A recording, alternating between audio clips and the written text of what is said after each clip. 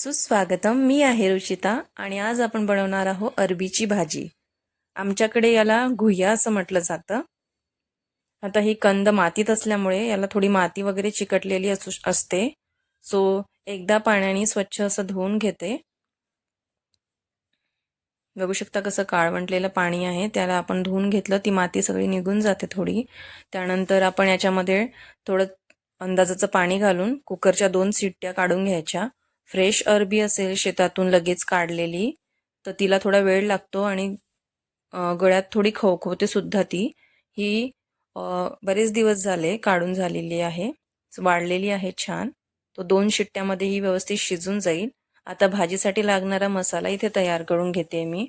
तर एका साईडला मी कढईमध्ये तेल तापत ठेवलंय, त्यामध्ये मीडियम साईजचे 2 कांदे मी ॲड करून घेते आहे आणि ह्या कांद्याला व्यवस्थित असं परतून घ्यायचं. गोल्डन ब्राऊन रंग येतपर्यंत छान असं आपल्याला कांदा शिजू द्यायचा आहे.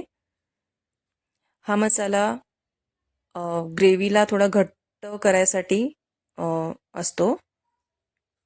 आता कुकरच्या शिट्ट्या इथे 2 झालेल्या आहेत. कुकरला आता बंद करून देऊया गॅसला आणि थंड होऊ देऊया कुकर. बघू शकता इथे कांदा सुद्धा गोल्डन ब्राऊन होतोय. आता इथे जे खोबरं असतं वाळलेलं त्याचा कूट आहे हा बारीक. सो ते पण मी इथे ॲड करून घेते आहे आणि त्याला सुद्धा कांद्यासोबत छान असं परतून घ्यायचं गोल्डन ब्राऊन होतपर्यंत. कांदा आणि खोबरं छान तळलं गेलं पाहिजे. बघू शकता छान आपलं व्यवस्थित तळलं गेलेलं आहे. आता आपण असं कॉर्नरला त्याला आणून घ्यायचं, म्हणजे मधात असं एक्स्ट्राचं जे तेल असतं ते जमा होईल. ह्या सेम कढईत आपण आता भाजी बनवणार आहोत आणि एक्स्ट्राचं तेल सुद्धा आपलं निघून जाईल.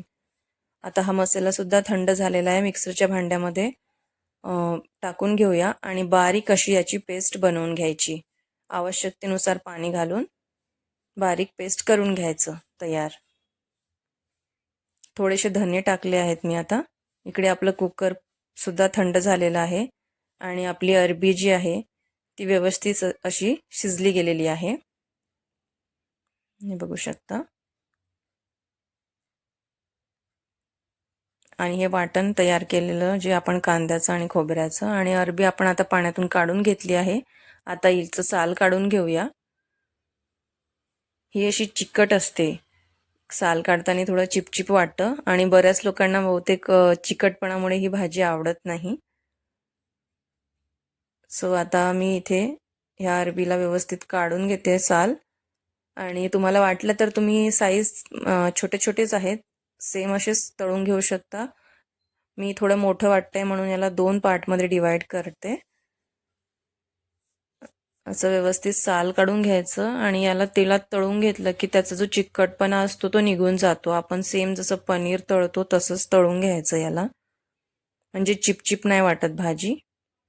आपले सगळे साल काढून झालेले आहे आणि सेम कढईमध्ये आता मी थोडं जास्त तेल टाकते. तळायला गेलं पाहिजे अरबी तेवढं. गॅस ऑन करायचा आणि तेल तापू द्यायचं. छान तेल तापलं तोपर्यंत मी इथे 2 तुकडे करून घेते. तुम्ही सेम मोठं आलूसारखं सुद्धा तळू शकता.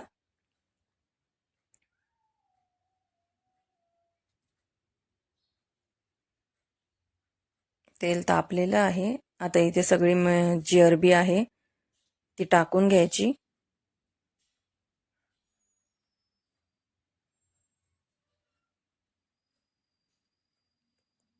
आपण आलू पनीर वगैरे तळतो तसंच हलक्या हाताने आता याला व्यवस्थित सेट होऊ द्यायचं.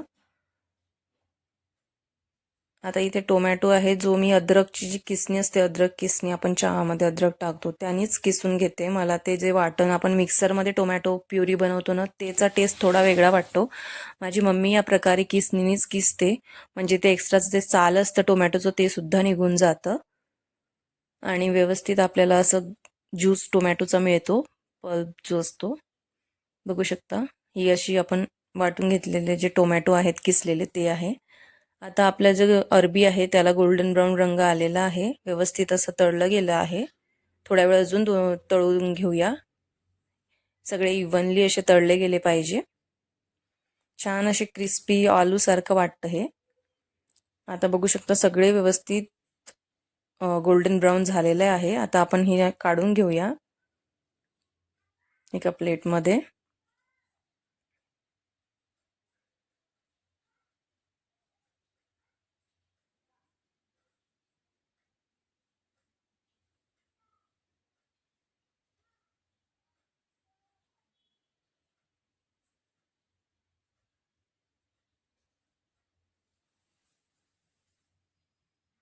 आता चिकटपणा एकदम कमी झालेला आहे तळल्यामुळे.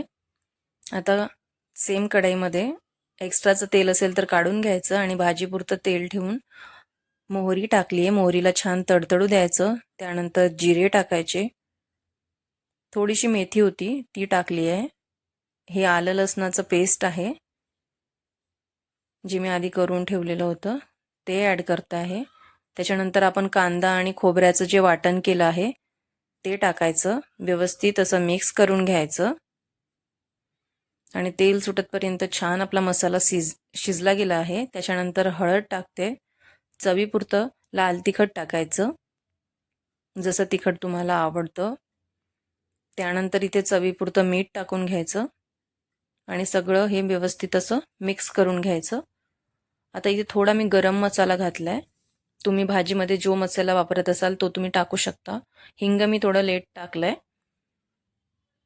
सो हिंग टाकायचं आणि व्यवस्थित सगळं मिक्स करून आता टोमॅटोची जी आपण किसून घेतला होता ते टाकायचं. त्याला व्यवस्थित मिक्स करून घ्यायचं आणि झाकण लावून 2-3 मिनिटं असं शिजू द्यायचं. म्हणजे टोमॅटोमधून असं चांगलं तेल सुटतपर्यंत भाजीला शिजू द्यायचं त्या ग्रेव्हीला.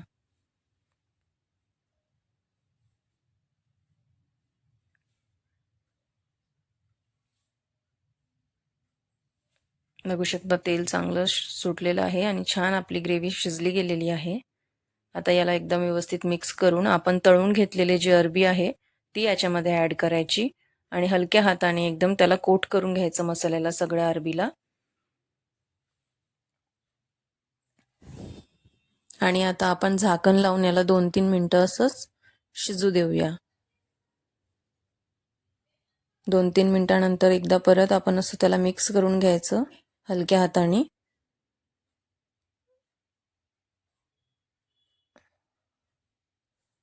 छान आपली अरबी शिजलेली आहे. आता इथे मी उकळतं गरम पाणी टाकलेलं आहे. ग्रेव्ही तुम्हाला ज्या प्रकारे जितकं पाहिजे पाणी तितकं ॲड करू शकता. अजून थोडं पाणी घालतेय मी, घट्ट वाटत होतं म्हणून. आणि आता याला वाफेवर छान असं शिजू द्यायचं. इथे मी थोडासा गूळ टाकतेय आणि चव छान येते भाजीला. हे ऑप्शनल आहे, मी प्रत्येक भाजीत थोडं गूळ टाकतेच, त्याने मला चव बरी वाटते थोडी भाजीची.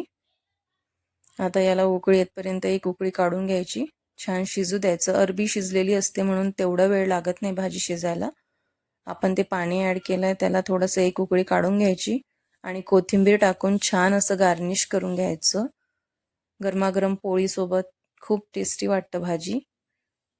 ही माझ्या मम्मीची रेसिपी आहे आणि मला अरबीची भाजी सुरणपेक्षा खूप आवडते.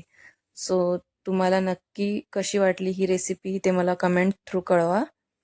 आणि आत्तापर्यंत व्हिडिओ बघितल्याबद्दल खूप खूप धन्यवाद. आपली भाजी इथे रेडी झालेली आहे. छान असं पोळी, चपाती, पोळी, भाकरी याच्यासोबत तुम्ही सर्व करा आणि एन्जॉय करा. धन्यवाद.